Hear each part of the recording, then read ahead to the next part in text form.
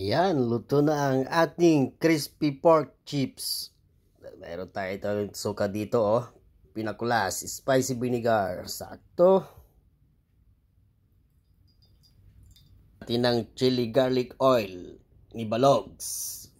O, diba? Kumpleto. Para maanghang. Sarap.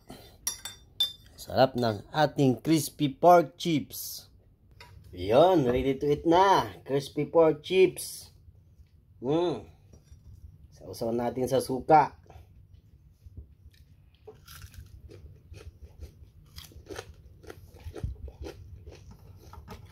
Crunchy. Panalo. The best.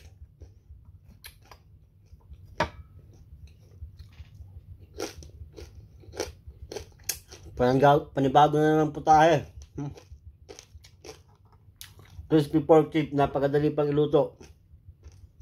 Pakuluan mo lang mabuti. Lalo na pag mayroon kang chili garlic oil, Balogs.